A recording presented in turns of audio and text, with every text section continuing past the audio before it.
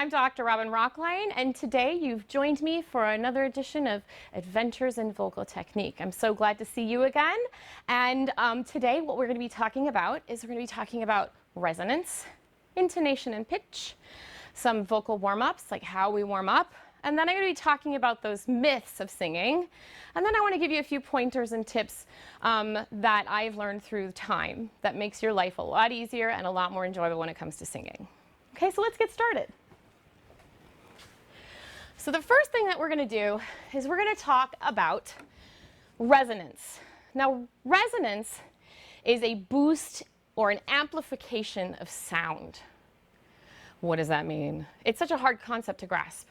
So first thing you want to do is I want you to think about, how does a tuba make sound? Okay, so we have a mouthpiece. My pleasure. And we have a big raft tubing, and then we have this giant bell. So how does a tuba make sound? The first thing that they do, the pitch has to actuate. It has to start phonation at some point. There has to be a friction between two objects in order to make the sound. And that is the mouthpiece against the lips. So if you were to take a mouthpiece of a tuba out, or any brass instrument, you would take it out, you would put your lips on it, and the lips against the mouthpiece would cause that friction. That buzzing sound is what we call it, a buzzing sound, and you could actually actuate some pitches without even the instrument of the tuba. So I'm going to try and show you. It's going to sound like a raspberry. Not very good at it. I've tried for years to play trumpet, and it's horrible. I sound like a duck. So forgive my buzz, but this is kind of what it sounds like. Okay, so you can hear that it's a very small sound. It's not beautiful, but we get this zzz kind of sound. All right, so what we need in order to make that sound beautiful is we need an open cavity or an open space for which the sound to enter into to become luminous, voluminous, beautiful, and resonant for that boost and amplification. Because that sound is not so pretty. So if any of you have ever played, let's say, flute, it's the same concept. The flute buzzes the lips against the mouthpiece, and that actuates the sound. That starts the phonation. It's the vibration right here at the mouthpiece with the lips against the mouthpiece. A violin now is a little different because we have a string, right? The string that goes over the hole in the instrument. Same thing with cello. It's the same thing for the entire string family. That you have the strings go over the top, and then you have the bow that sits on the string, and it causes friction this way. And if you've ever heard a violin, I'm going to say a beginning violin student that doesn't play over the hole, it sounds like this. I'm sure you've heard it at some point in your life. That's me playing the violin. Robyn playing the violin. Okay, not a pretty sound, but again, we get that like buzzing sound, that actuation sound. If you do not put it in the hole or the resonant space, that cavity, we don't have a beautiful sound. The sound is not amplified, and we don't hear the beauty of the instrument. So that is strings. Woodwinds, the other woodwind that you would have is like an oboe, a reed instrument, like a clarinet. And that again is the mouthpiece. The reed actually buzzes and moves to create the sound. Same thing, you have to put it in that cavity or that space. So what is the resonator of a human being? Well, most of you, I think, would say it's the mouth. And you're correct. We do have an open space in the mouth. We also have an open space in the throat. And we have what we call our sinus cavities. Now, which of the three do you think are the largest? When we think about it and what it feels like, most people, I would say 96% of all people, are going to say the mouth has the largest space. Unfortunately, that is incorrect, and I'm going to show you why. So if you look at my fabulous picture here, we have the mouth and the throat. Look at the space in the mouth. We have this giant thing, this big muscle right here, which is called the tongue. And the tongue takes up so much space in the mouth, we don't really have a lot of space to create for singing. Right here, as you see, this is where the vocal cords are. Okay? And then if we go up here, we have this space right here. If you feel your hard palate, if you take your tongue and you feel the top of your mouth, there's this hard bump. And right behind it, there's what we call the soft palate. And that's that squishy spot right behind the hard palate. We can create space by lifting this section here. You can see that. Lifting this section, we create more space this way by lifting up and lifting that soft palate. Now, it's very important when we sing, especially when we start talking about intonation. That is critical for intonation, is to lift that soft, squishy part into like that extra lifted space, all right? And I'll talk more about that when I talk about intonation. Okay, so there's the mouth space. As you can see, is very minimal because the tongue is in the way. Then we have the throat, where you can see there's not much space there, and then we have the soft palate. Now this, as you can see here, giant cavity, and that is the nasal passage. Compared with the mouth, you can see how much larger this open space is, especially from a sagittal, from a side view. All right, then I'm going to show you what your other sinus cavities look like. First thing is we go here, we're going to still look at the sinus cavity. Here's another picture. You can see how wide it is from the side. Then we are going to go to the actual sinuses. Now, if you look on the left side here, there's the side view again, the sagittal section of the nasal cavity.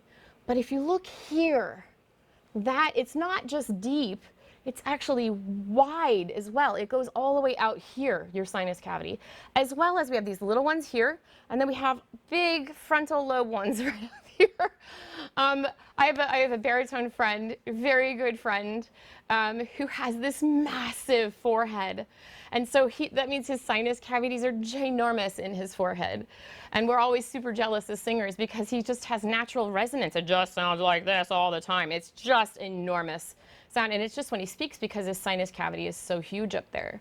So you can see we have the forehead, little sections right through here. We have small pockets. And then we have this massive one, which is behind the nose. Okay, so that is your resonator. Out of all of those, you can see which one has the most space as your sinus cavities, not your mouth. The tongue is in the way. And nobody wants to remove their tongue. So we're stuck with the sinus cavity. So what does all that mean? It means that when we want to amplify or beautify our sound, we have to put the sound in the resonators. If we put the sound in the mouth, it's not going to be as beautiful as it would be if it was in the big instrument. So the resonator of a tuba are the actual tubes, not the bell. I'm going to talk about the bell of the instrument in a second. The resonator of a cello is the big body of the cello, the open space. That's why you want to put the sound in the cello, in the little hole. You want to make the actuation of sound over the hole so it goes into the sound of the big instrument, the resonator.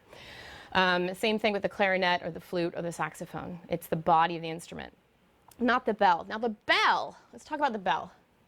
The bell is like finishing the sound, finishing the sound. For instance, if I'm going to sing, Quel fior che labori, quel fior che labori. If I just add a bell to my instrument, which is my orbicularis oris muscles, which are the muscles of the mouth, quel fior che labori, automatically you can hear it warms the tone. It's to finish the sound. It's to finish the sound. The bell just warms the tone. It's not helping the actual initial timbre of the instrument. The bell is not the resonator. The resonator is the open cavity where you want to put the space. So, what that means when it comes to singing and vocal technique is you have to figure out how to find that resonator on your own. Most people want to put it in the mouth. Now, there's a couple of reasons why you want to put it in the mouth.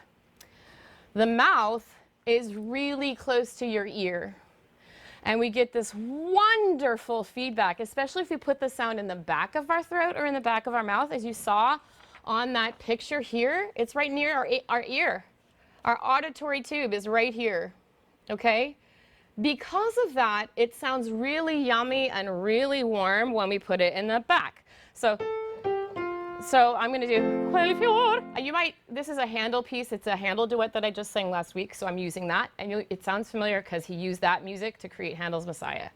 Okay, if I do it in my ear, by my ear I mean, and in the back and in the mouth. I got to try and figure out how to do it now. Quel It's really hard and it wants to shake because it's not efficient. It's very difficult too, and it sounds like there's not a beautiful color because it's not up in the shelf, on the shelf, in my resonator, in my sinus cavity. It's in my mouth. And honestly, that sounds beautiful to me, but I know it isn't because I can feel it shake and be uncontrollable. So if you've ever had that feeling of having it not like you can control it, it's probably not in the right space. It's probably not hooked into the resonator. Once you put everything up in the resonator, everything becomes really easy. But it's hard to put it up there because when we put it in the resonator, it's not going to sound beautiful to you.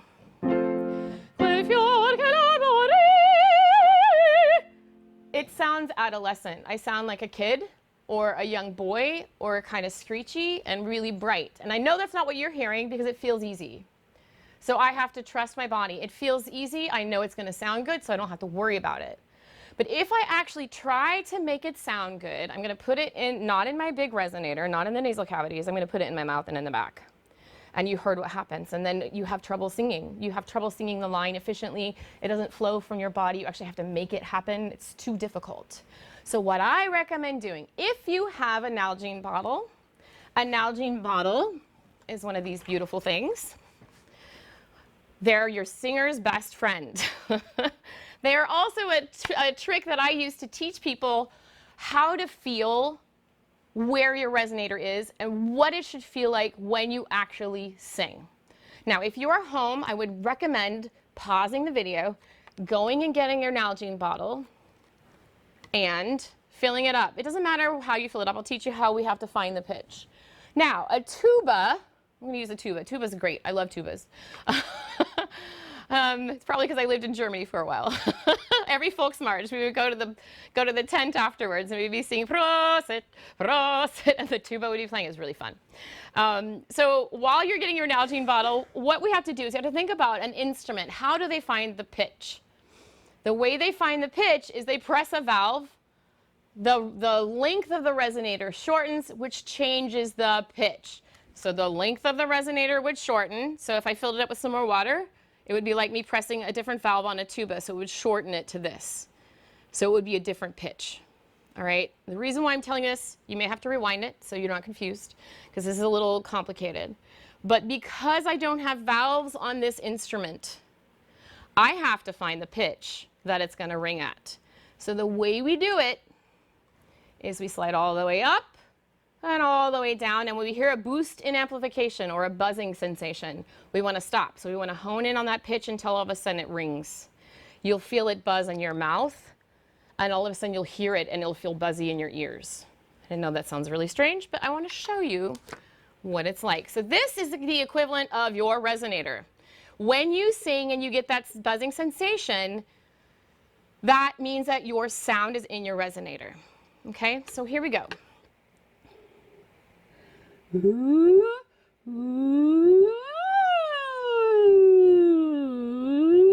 So if you can hear, there's one note that wants to do this. So I have to go slower, and I have to go slower until I find that note.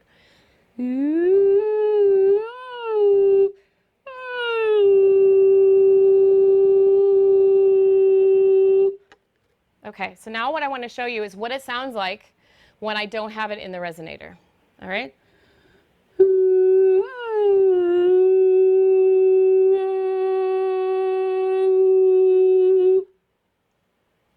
Huge difference. Can you hear that?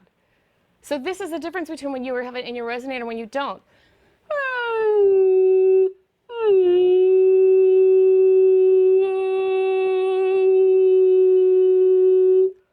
Okay, so what I'm feeling when I do this, it makes my lip quiver, it makes my lips buzz. I feel a zzz sensation, and it gets really loud in my face, like really loud compared to my really up front and kind of like in your face is where the pitch and the sound is. That is what it's going to feel like when you sing in your resonator. Okay? So then what you would do at home, once you feel this, you really have to feel what it feels like. You have to try an experimentation with your own voice. I usually do it around between an F and a C.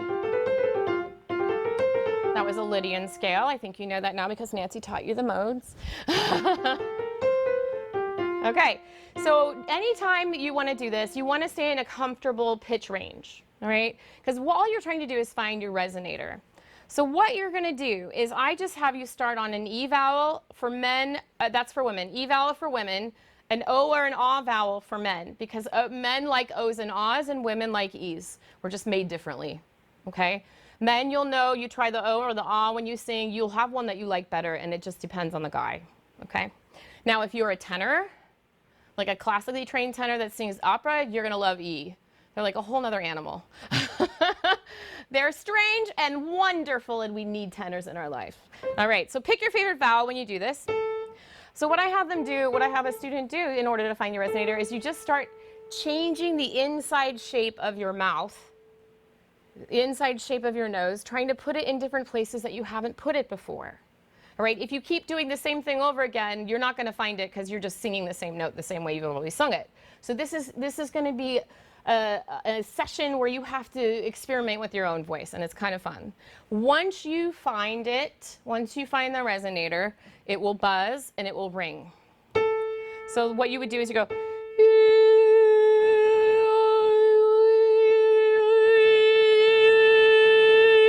until you find the resonator. All right? The other thing it means is that you actually have to start using your abdominal muscles. Now, in order to put it in the resonator, your abdominal muscles will actually work on their own. All right? If for some reason it's not happening, then think about your abdominal muscles. Usually you don't have to, but just in case, those of you who are having trouble, that might be it. So then what I do is once a student gets that, then we go to another pitch.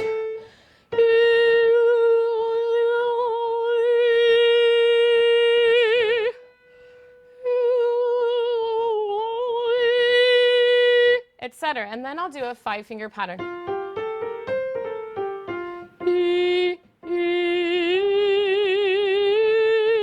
And all the while you're making sure that it stays in the resonator. All right? So that resonator placement is essential in singing at all times. Doesn't matter if you're singing loud, soft, high, or low. If I'm singing a low G,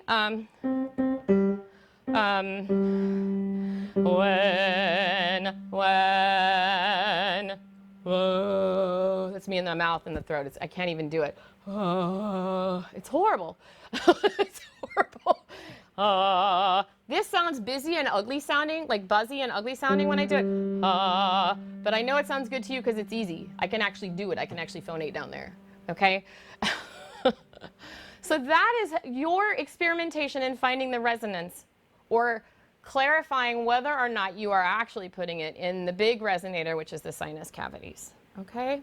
And that's why a lot of teachers will teach you, you need to put it in the mask. I'm like, I don't understand this mask craziness. What is a mask? It's like that whole concept about support, which I explained to you last class. It's like this nebulous thing, support your sound, or put it in the mask, and you don't ever know why, and you don't even know what it means, all right? So one of the things that you want to make sure once you find your resonator is that you don't push the sound too far forward.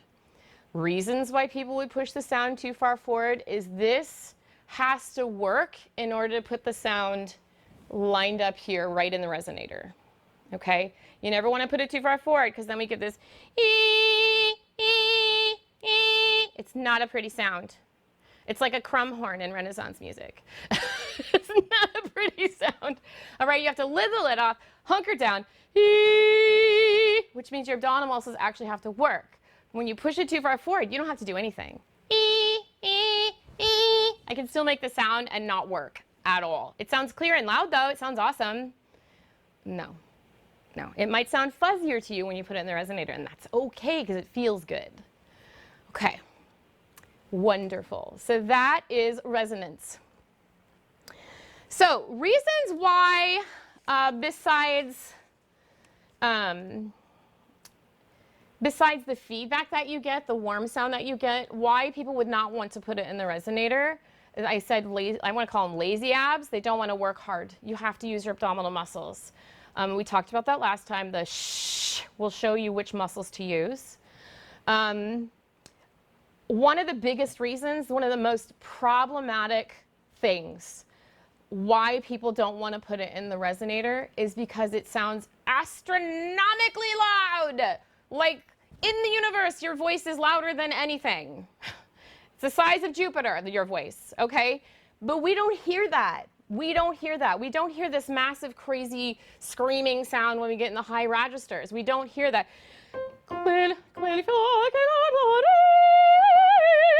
I hear it's really loud. When I get up, especially once I go above an E, it gets loud, really loud.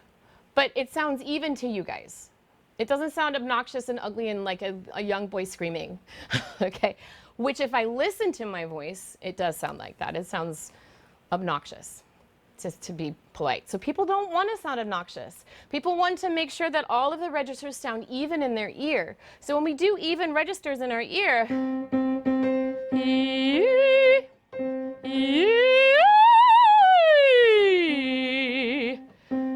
what will happen is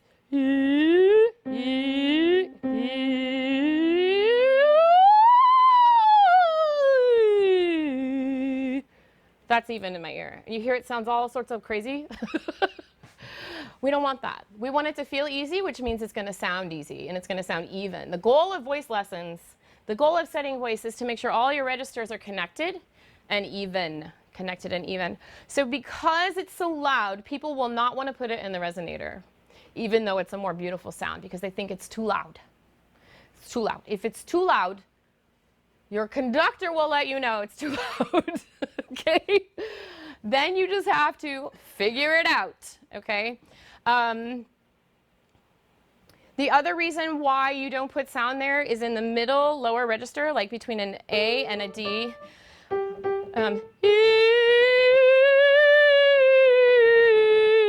Those notes, sometimes it sounds like you're in a different room. It's really muffled. So it'll go from being clear, which is your normal speaking voice register, and then it'll get super muffled like you're in a different room, and then it'll get screechy loud. So this is why people don't always want to put it in the register. This is why you have to have somebody listen to you or record yourself, yeah, and then listen back, okay? So the main issue is trying to make you're being musical. I know you're being musical. You're all good musicians. And the biggest issue is people listening to themselves to try and fix the sound to make it sound even in their ears. That is the #1 reason why people don't put it in the registers. I mean, in the resonator, okay? The issue that happens when you do not put it in your resonator, other than sounding not so beautiful, is that you cannot you will not have any control over dynamics at all. There will be one volume if it's not in your resonator. One volume. The control valve for the dynamics, of course, is your abdominal muscles. But it's your abdominal muscles combined with the placement, the right placement. If you put it in here, I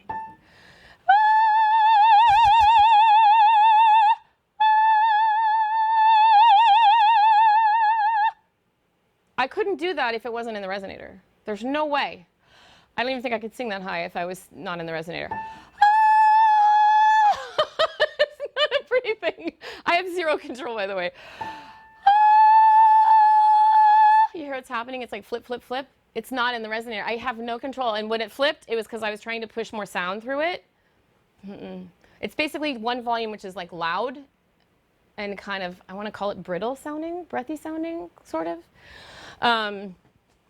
So if you want control over your dynamics, you must put it in the resonator.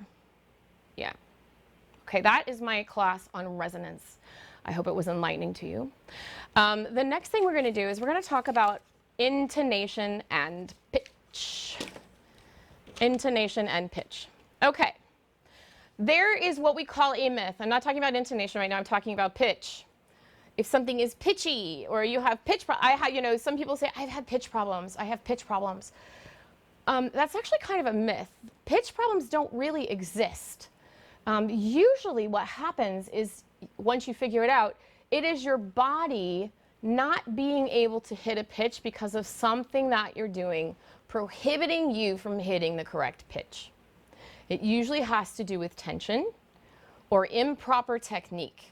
So for instance, I've had a lot of people say, I can't sing high. It just means you don't know how to sing high, not that you can't sing high. Okay, and I know that's really hard for some people to hear, but it's true. If you know how to sing high and you've worked on it and you've figured it out, you can sing those pitches. Now, singing in tune and singing with good intonation is a different thing. Hitting pitches is one, and singing with good intonation is another. The number one thing that you have to do when I am in a choral setting and I have to match pitch with people, I lift. I call sniff and lift, where everything's nice and lifted. Remember, I told you if you can look here, through here, your soft palate, you're going to lift and raise this. Lift and raise this by the ear canal. You see that? Your soft palate. And that's going to create more lifted, open space, and that's going to keep you in tune. That stretch is everything. So if you go, like as if you got a big surprise, that is, you're going to feel it stretch in the back, all the way back and up. You should never feel a downward movement. You shouldn't feel it doing anything going down. No, no bueno. Anything pressing down is no good. That's going to cause a whole nother issue of intonation problems. Okay, so the number one thing is making sure that your body is functioning properly in order to place the sound where you need to place it and keep it spinning and free and open, and that will help you with intonation. Okay, what does that mean, intonation? All right, some people when they sing high are sharp. Some people when they sing high are flat. Flat is very simple to fix. Flat, more than not, is going to be the soft palate. So, let's see if I can do it.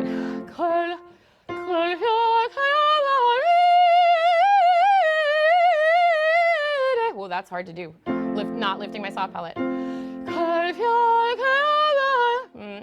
I lifted it.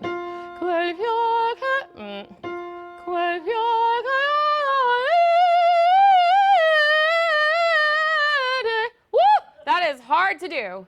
It's really hard to do not lifting that soft palate. So that's what it sounds like. And to tell you what I was experiencing, I'm experiencing, oh, I just can't get the sound out. So I had to increase the pressure in my abdominal muscles, and that increased pressure in my neck. So all I had to do was go, puppies.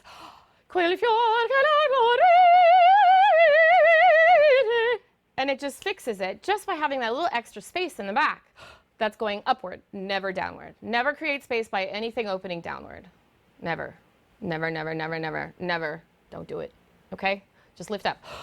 Okay? And hopefully you can hear the difference. Please, Lord, tell me you can hear the difference. And that's just fixing it with lifting. Just lift your soft palate. Lift, people, lift. Okay, first thing, I always think sniff and lift. And if you don't want to sniff, some people don't like sniffing because it adds tension. You should never do anything that adds tension. Everybody's different. Everybody's different. You have to know that. So you have to know what works for you. That means you have to think about it. What works for me? What doesn't work for me? And take what works for you and chuck the rest. Okay? That's what I always say to my students. Whatever works for you, take. Whatever doesn't work for you, leave it. Okay? So lifting your soft palate. The other thing that's a problem with intonation, of course, is shape on the inside of your mouth. Shape on the inside of your mouth. So we talked about flat. Now what about sharp when we're singing high? Sharp when you're singing high means that there's a lot of tension going on. Let's see if I can.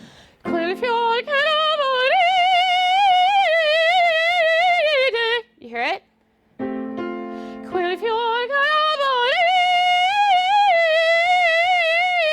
Now I have tension here and I'm putting tension on my larynx.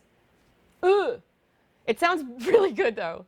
To me, it sounds amazing. It's so clear and so strong and so accurate. Your ears lie to you, people. Your ears are lying to you. If you feel any kind of pressure at all, it's probably not a good thing, other than pressure here. Pressure here is excellent. It means you're hooked into the sinus cavity. Okay, but that was pressure here. So you can hear it pushes the pitch a little sharp. You need to relax it down. Chill it out. Chill it out.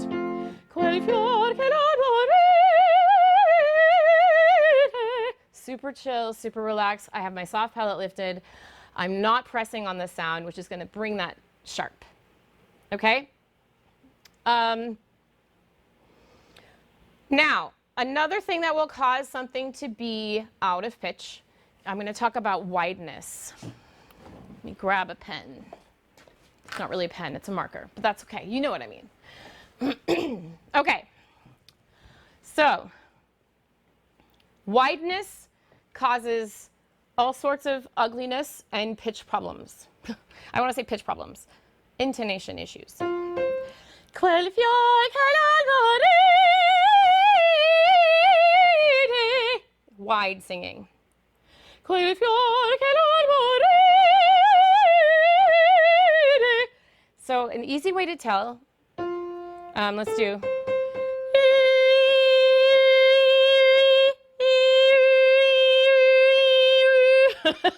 You can really hear that the shape of your mouth directly impacts the intonation.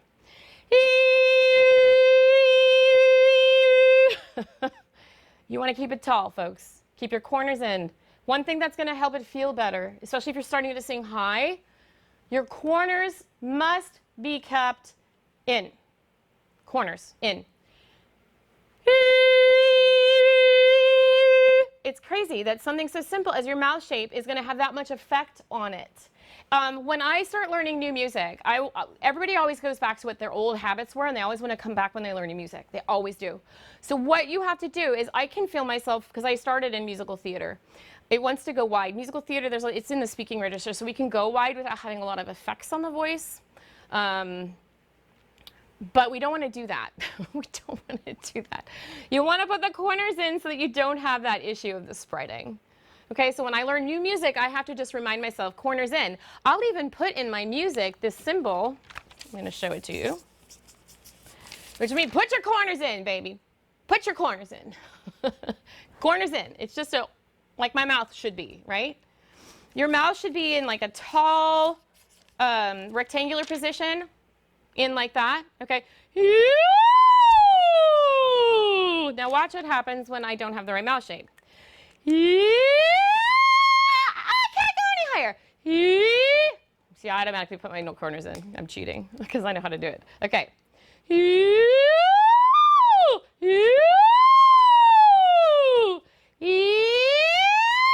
I can't do it. I can't go any higher than that. Like, that's the roof. The roof comes down. All right, so corners are your next best friend. And it also helps with the color, the timbre of your instrument, as well as the functionality of the voice, being able to reach increasingly higher pitches, okay, as well as keeping it in tune. The corners make it in tune. Vowel shapes, okay. So we talked about the corners in. You want to have it narrow. It's not just narrow in the front, though. You have to, on the inside, you actually have to narrow on the inside. Let me try and do it in the front and not in the back. Oh, it feels terrible because then it puts all the pressure here. Okay? So the inside, it's almost like you're doing this.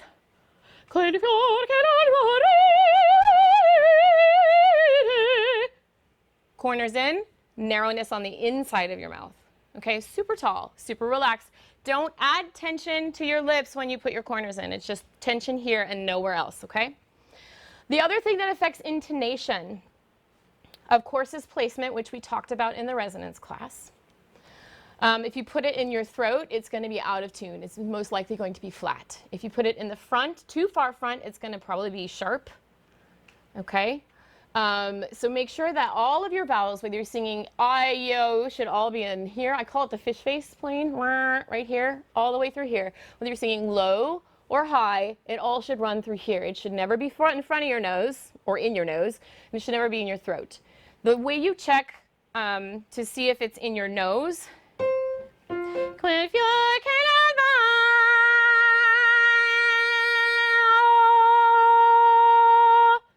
you just do this.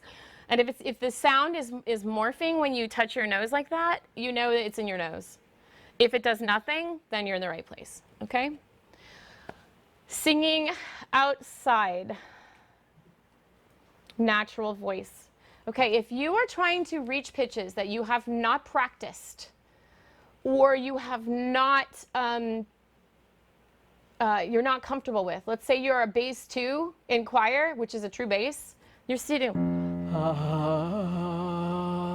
hear how low that is? Like, it's flat because you can't actually beautifully sing on that pitch, all right? So if you need to do that, I would reconsider another note, maybe taking the baritone 1 note so that it doesn't sound wackadoodle. Is that okay, Nancy? I'm going to ask Nancy, is that all right? Okay, yeah, we don't want you to sing things that are really uncomfortable for you. You hear what happens to the pitch? It's flat and dull. It's not good. Now, if you were to go, it's lifted, it's in the right spot, it's in my resonator, I'm not having to work hard, and it's automatically in tune. So if you're singing outside your normal vocal range, same thing with sopranos, don't be a hero. Don't be a hero. Don't sing higher than you're comfortable singing. Pick another note, right? Preferably in the voice parts, okay? But don't be a hero and sing outside of what you're comfortable doing, all right? That will affect intonation of the whole choir. The other thing is fatigue. If you do sing in a vocal part that you're not supposed to be singing, it's going to fatigue you. If you sing outside of your natural register for 3 hours, you will be fatigued. You'll be hoarse after a chorus rehearsal. Hoarseness after a rehearsal is not a good sign. It means you're doing something wrong or you're singing the wrong voice pipe. It's not healthy singing. Healthy singing after 3 hours, if you sing all week, 10 minutes a day, etc., you should be able to get through a 2 or 3 hour rehearsal without being hoarse.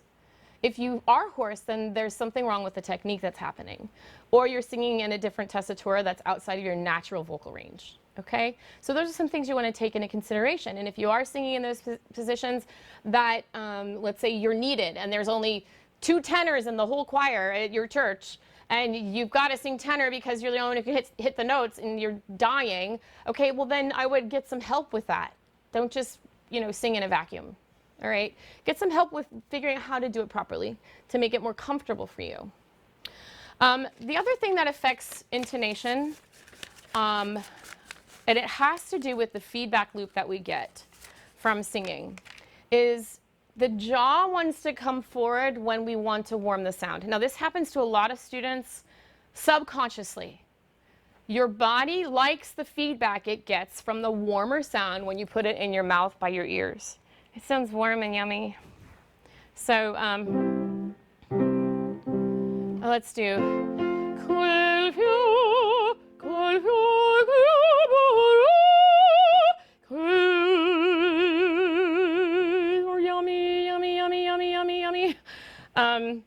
But what happens is once we start going higher, people want to push their jaw forward to keep the yummy, warm sound that they're hearing.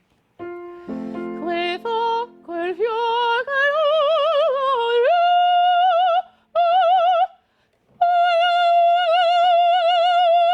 you hear how much the sound changes? Beautiful. That sounds so gorgeous to me.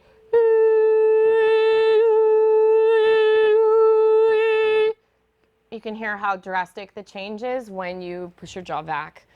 The sound when I have my jaw forward on an A, which is like this, it sounds like a warm bath and I'm singing Brahms. And that's what it sounds like to me.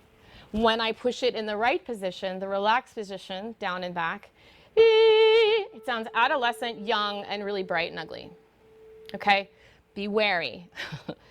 I usually tell my students to watch themselves in a mirror, and that will help notify them whether they're pushing their jaw forward. The jaw makes singing high impossible. You can do it, but everything goes right to here. So when you are singing, make sure that your jaw is going down, just down and back, and unhinging naturally. If you have an underbite, you are, I want to say you're kind of blessed in a way because your sound is always going to sound warm to you because you just have that little bit of underbite. Now, for people with an underbite, you really have to be careful of not pushing the jaw forward because then it will cause you not to be able to sing high because it's so difficult to reach the higher reaches with your jaw forward. Okay? Loud singing, intonation. Loud singing. Untrained voices that do not use resonators, I'm going to be very specific, have one dynamic, which is loud. One. And the only way for them not to sing loud is to not sing in the resonator, drop their support, and really not sing.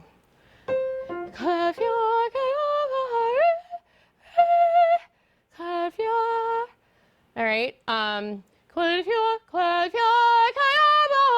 It's going to be loud, and there's no control over the dynamic. So young singers, singers that are learning how to sing, are just automatically going to be loud for a while until they figure it out. Okay?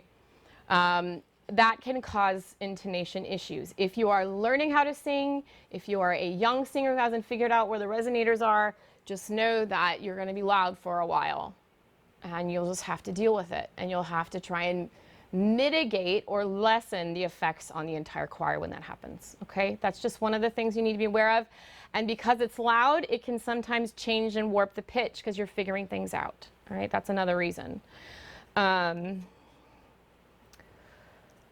The other thing with loud singing is it's using, someone told you at some point that you had to have an egg in your throat or create more space down. That's called depressing the larynx.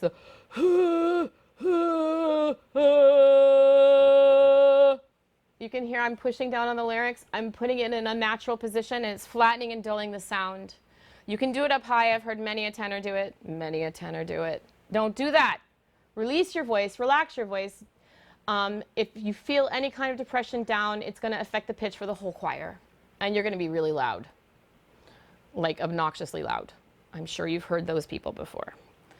They're just pushing down because someone told them they needed to do that. And it could have been all the way back in boys choir, and they could be like a 75-year-old amazing tenor, but because they've been told to press it down, they just didn't know that that was not what you should do. Okay? Straight tone versus vibrato. Straight tone can affect the pitch. Straight tone affects the pitch when you've been doing it for too long. So vibrato is the natural undulation and movement of the voice. Your vocal cords are doing this. So your voice box is doing this. And it's just the natural movement. Everything's released and you're going to hear it. You're going to hear movement in the sound and the cartilages in your body. And that's all vibrato is natural released singing without any style over the top. Nothing is holding. You don't have to add vibrato. I have a student right now. She keeps adding fake vibrato because her teacher told her she had to have vibrato. Fake vibrato is, to me, fake vibrato is far worse than straight tone. Far worse than straight tone. The fake vibrato sounds so unnatural. It sounds manufactured.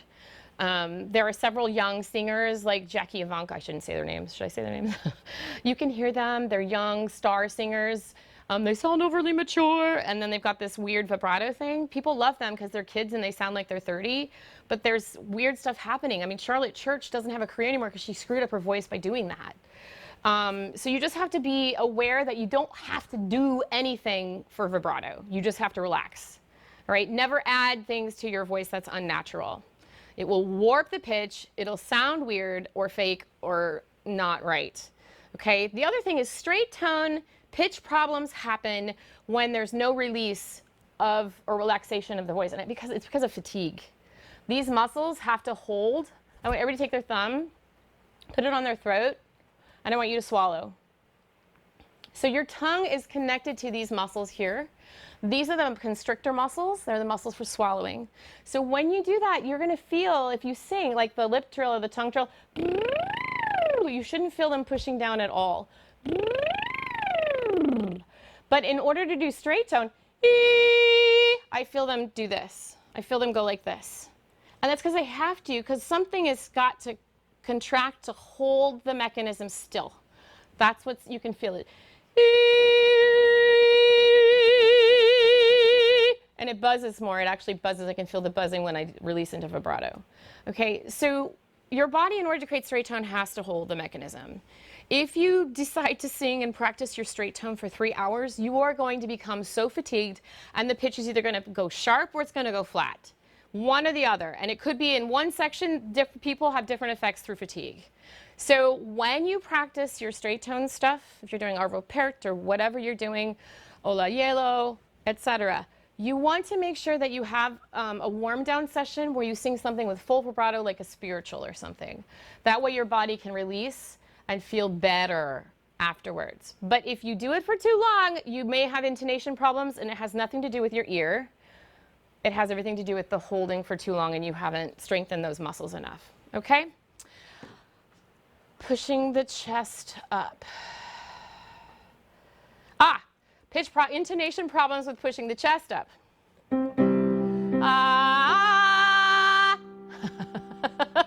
That's what it sounds like with a chest voice. Mixed voice, head voice. That's a G. You should never sing higher than a G for chest voice ever. I don't care who you are. Idina Menzel, we're not going to talk about Idina Menzel. We're going to talk about Patti LuPone, Bernadette Peters. They mix belt. They don't use chest voice. If I were to use chest voice that high, I would sound like I'm screaming like some other artists. Horrible. You can't belt that high without using a mixed voice. If you push your chest high, it is going to sound really flat and really ugly. Ah! You hear it? Not a pretty sound. Okay. So that is going to affect your intonation. Make sure that you have, your head voice is the mother of your voice. Most of your voice should be head voice. Okay? And that includes mixed voice. Okay. The last thing that affects intonation in a choral setting is the height of the person next to you. What? Yes, the height of the person next to you. Okay, so if I'm this tall and the person next to me is this tall, where are my ears? My ears are nowhere near where their mouth is. Okay, if we have this going on, I can hear the person better next to me. That will create a better blend. Literally, this can have an effect on the sound of your choir. And it has to do with the aural receptors. I know, it's crazy, right? What? It's just so much. It's a lot to think about. Yeah, it's a lot to think about. So if you have a choice of where you stand, you may want to try and stand next to someone who is close to your height. All right, so that way you can blend better. You can hear the sound of the choir better in that regard, and it'll help the overall intonation of the choir. Okay? I learned that in one of the professional choirs that I was in. I don't know if you've ever heard of True Concord, Grammy-nominated True Concord, Seraphic Fire, those groups, type groups like that. We always use capels. We call them capels, and there are these little steps to make sure that some people were on them and some people were not. So if you had a really short person and then two tall people, then they would put a capel so that person would be standing. So it's a little step. They would step on the step and the rest of them wouldn't. And that's to even out the aural receptors so we can hear better and have better intonation. Anything else? That is it for my intonation talk. So we probably got a little more information than you wanted, but now you know. So now what we're going to do is I'm going to talk about some warm-ups. Can you tell me how much time we have? Wonderful. All right, the first ones I talked about last time. So if you haven't seen the last lesson, the first two are from the last lesson. So every day, when I start singing, I automatically start a lip trill or a tongue trill. A lip trill is the baby step. The tongue trill is the big step. The tongue trill is the one where you don't want to have any tension when you put the thumb here. It should be free. There should be no pressing down right here. You shouldn't feel any of the constrictor muscles helping at all.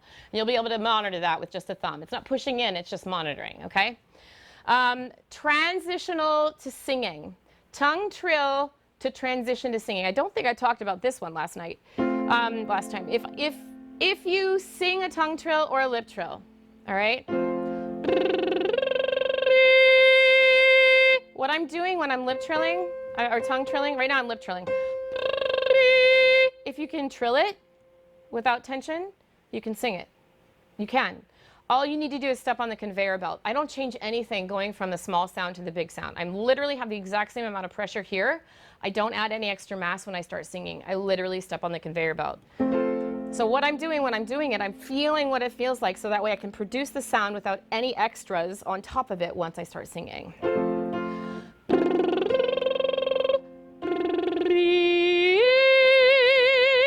I'm just stepping on the conveyor belt, not changing a thing. So if I do a tongue trill, this is what it looks like.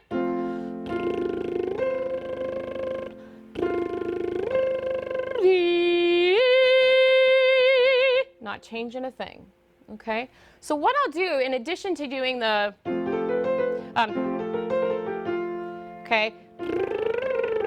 in addition to doing that as a warm-up, I will actually use repertoire that I'm working on to make sure that my support system is engaged. Well, since we've been using Handel, we might as well keep going with that.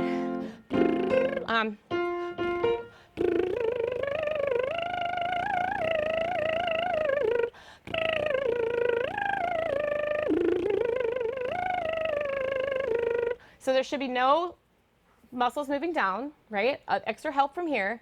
And it should be smooth the whole way. There should be no sputtering. So when I started singing this piece, I hadn't sung it for 8 years, so I had to resurrect it. Other than Handel's Messiah, this is a different arrangement. This is a more complicated arrangement for two sopranos. So what I had to do is I had to start doing it and then just check to make sure I wasn't helping. Sure enough, my voice started sputtering when I started working on this again. It would sputter and stop and start, which means this is not working as much as it should be, and this is helping. So once it sputters, then I go back and I try and do it again, and I try and get it all smooth like it is today. Okay, so that's how you use, another way to use the tongue trill and lip trill. And then you can sing, because everything's in the right place. You know how much support you need. You basically trained your body and your muscles what you want them to do.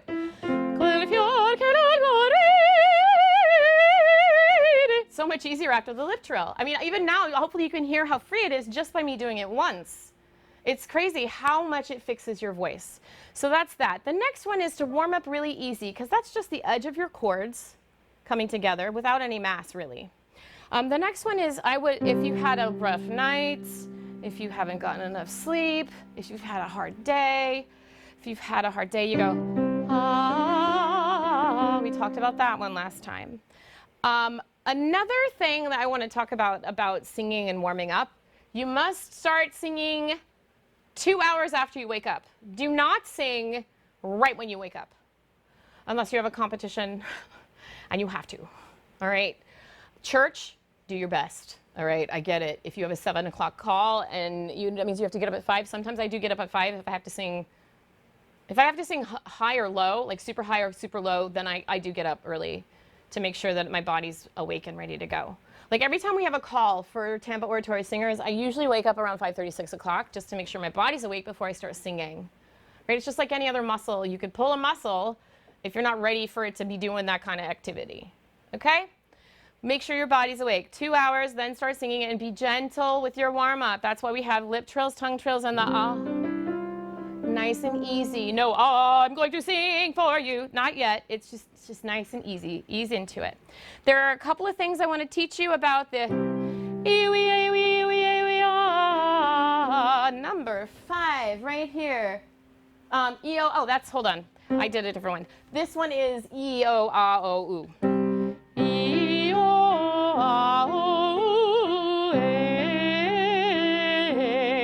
This exercise is used for evening the vowels up, placing the vowels in the same position all the way through here. So when I started doing this exercise with Dr. Larry Day, he's a baritone, fabulous baritone. Paul McCartney picked him to do the world premiere of his Requiem in Tucson, phenomenal. He was my teacher.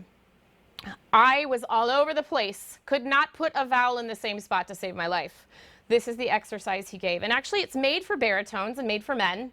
But I find that it works fantastic for women and everybody, because it really does force you to feel where, in this middle position, all the different pitches, all the different vowels going for leaps, all right?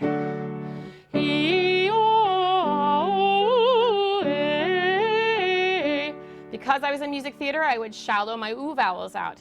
So I would do this.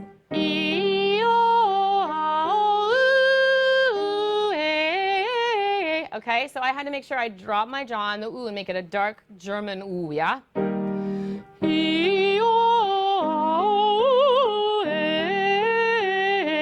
Okay, and then you keep going all the way up. You go faster as you go up, and then once you get into the higher register, like above the staff, you start going to ah. That way you have enough space, and you fling it up and over like this.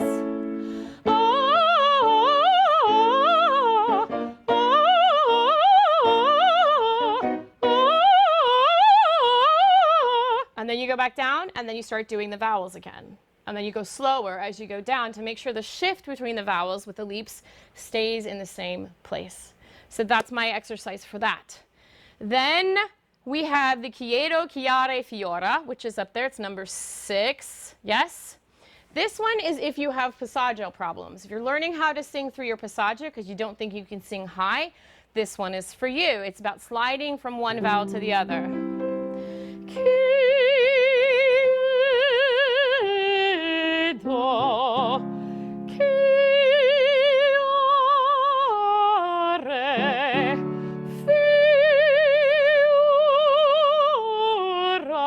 So what will happen is if you are not able to have it lined up like I just demonstrated it lined up, it will fall back or it will fall forward and it will be a mess. So if that happens, slow it down.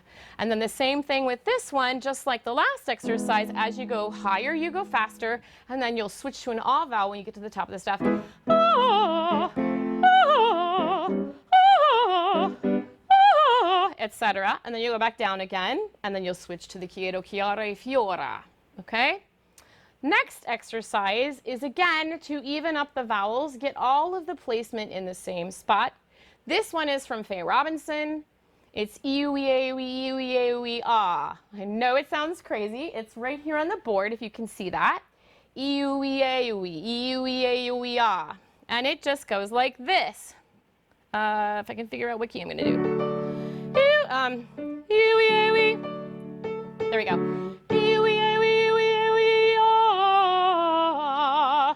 So this one, the last vowel, is all the same. The last vowel is whatever vowel you're having trouble with. Let's say O is your problem vowel. Then you can go which lines it all up, and then the O will stay in the same position.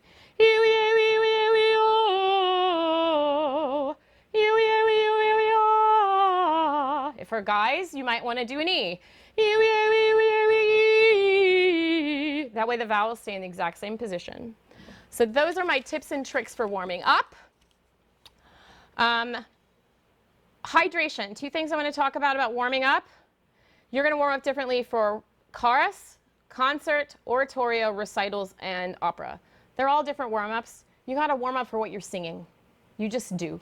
It's going to be a little different. If in a choral warm-up, you're also going to do things for your ear so that you guys can get your vowels set together. All right? Hydration, 2 to 3 hours before you sing. If you hydrate after the 2-hour mark, forget it. It's too late. I see so many singers going, I'm drinking water, I'm drinking water, I'm drinking water. Usually it's just for soothing the voice. It's not for actual hydration after the 2-hour mark. Okay, next thing I want to do is quickly give you some myths. The bigger the body, the better the singer. Fabulous myth. It has nothing to do with that. There is no research that says that you are a better singer if you have a bigger body. Opera singers in the 1950s had large bodies.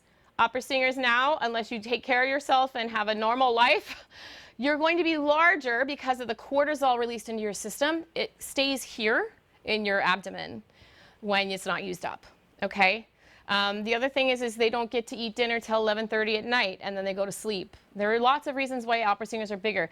The Metropolitan Opera has a BMI index, so you cannot be a large opera singer anymore. It's not healthy. It's just not healthy. You're a better singer if you're healthy, okay? Gargling with lemon or vinegar is acid. Do not do it. Putting acid on your vocal cords is not a good idea. There's no reason between hot or cold drinks. People are like, oh, I'm doing hot, I'm doing room temperature. It doesn't matter. It's whatever you need for that day. If I feel a little bit of edema, I'm going to go for a cold drink, not a hot drink.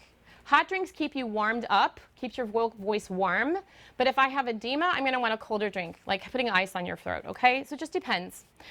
You need water right before you sing. I addressed that. You do not need water right before you sing. You need it 2 hours before, okay? The hydration doesn't happen right then. Okay, singers are not musicians. Singers are musicians, okay? Alcohol, cigarettes, and pot smoking. They're all bad for singers, especially pot smoking. Out of the 3 of those, I would choose smoking a cigarette over pot smoking, all right? Because the cigarette has a filter. I would choose none as a singer personally. Don't do it. If you like pot, whatever that is, do a brownie, okay? Don't go with the smoke, please. Okay, the other myth that I want to address is you are either born with it or you don't. So I have lots of people say, I can't sing. That is completely a myth. Everybody can sing. You all have vocal cords. You all have abdominal muscles. You all have lungs. Everybody can sing. Many people have to be taught to sing. I was in 5th grade, auditioned for choir, and the teacher told me I could not sing. I had to sit in the auditorium and watch all of the children for 2 years do choir. And she told me I couldn't sing and wouldn't allow me to be in choir. My mom made me take choir in 7th grade. I was mortified. The teacher took me into her little room where she listens to your voice. She realized I didn't know how to sing pitch because no one taught me how to sing on pitch. So she just took like maybe 2-3 minutes. Boom, I could sing. Teachers are so important, okay? Everybody can sing. Some people just have to learn it a little bit more. Same thing with rhythm. They just have to learn it. They have to open that facility in their brain. It may be harder for some people than others, but everybody can do it. Okay. Closing your eyes means that you're more emotional. No, closing your eyes means you're nervous and you're cutting off your audience because you can't look at them. All right? Good. Can't increase your vocal range. Everyone can increase their vocal range. It's called stretching. Okay? People that sing light can't sing heavy, and people that sing heavy can't sing light.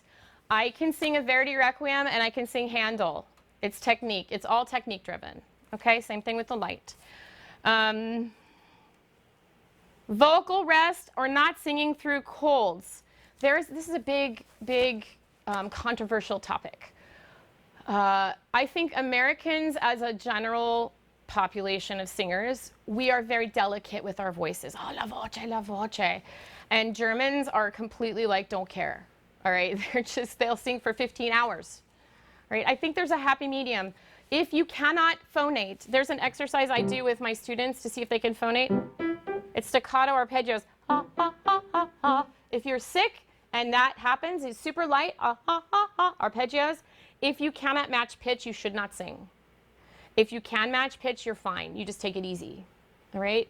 A lot of times humming or easy singing when you're sick will help your healing process faster. Okay? Let's sing high. Vibrato is a learned effect. We talked about vibrato. It is not a learned effect in the fact that you add things. Okay? Good singers do not have vocal problems. Good singers probably had vocal problems. They probably did. And that's why they're good singers. There's maybe like one or two people that I know of in my career, and I can name them. Faye Robinson and the girl who played Amnesia with me in that cast. They were born singers. They just didn't know what they were doing. They just sang and it came out of their mouth. Everybody else has to work at it. Everybody has to work at it. There you go. You're not alone. Going to a voice teacher means you are still learning or there's something wrong with you. I have conductors across the nation when I do auditions ask me, are you studying? The answer is yes. We always study. We're always studying. We always check in with someone at least once a year. I check in about 9 months to every 12 months. And if I have a role or a big thing that I've sung before or coming up, I will always check in and sing it through once. You have to have someone listen to you. I can't hear what I really sound like, and I can't see what I'm doing a lot of the time. It's responsible. Conductors will not hire you if you do not have someone listening to you. They just won't.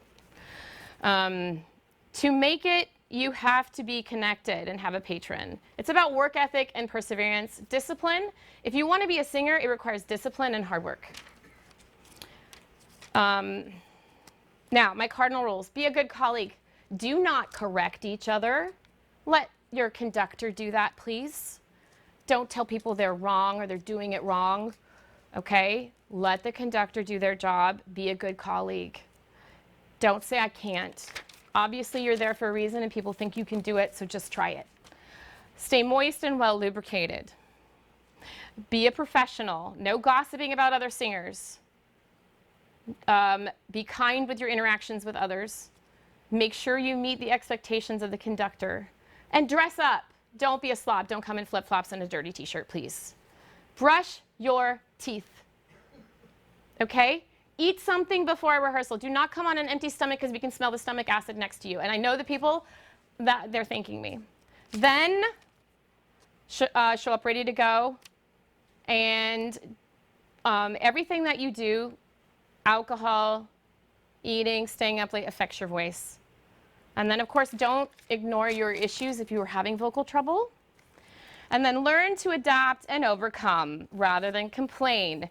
If you cannot see the conductor, either move or find another way to get the beat. Like, look at the concertmaster's bow. You don't need that. You know the music. You can adapt and overcome. I know you can. You're all good musicians.